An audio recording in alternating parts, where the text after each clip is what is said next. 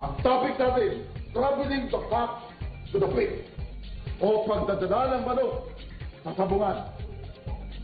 Una, hindi pwedeng basta lamang ninyo ililipat sa malayong lugar ang manok. Bago ninyo isilid sa kahon ang manok, sigurado na pabidyar siya sa kahon, sa sasakyan, at sa kung ano-ano pang bagay na associated sa actual trip niya. Para hindi kabahan ang manok. Start the trip very early para wala kayong traffic. At nang sa ganon, paigsi pa ang travel time. Sa ganon, magiging less stressful sa manok ang paglalakbay niya. Sa gabi pa lamang, siguraduhin nyo na ayos na ang lahat.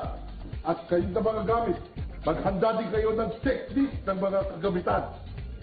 Do not freshen up your cup. When you place them inside their cup boxes, siguraduhin walang spray para hindi sila manatiling gising sa buong paglalakbay. Position them sideways nang hindi sila nakaharap sa kali para hindi sila stressful sa pagbiyahe ng papunta sa sabungan. Mas mainam kung ang sasakyan ay aircon.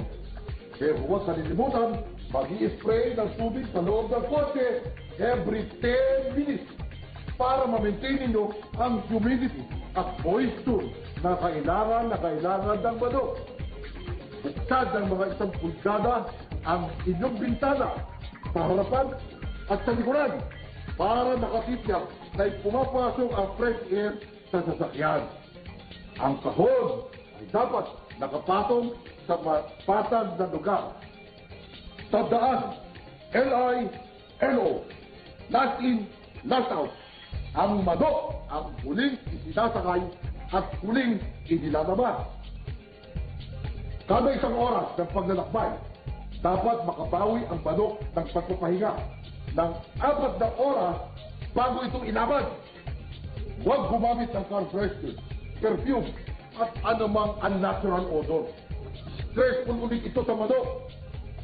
Tandaan, ang manok na walang laman ng tiyan ay higit na mailalakbay ng maayos kaysa sa manok na binundat sa pagkain.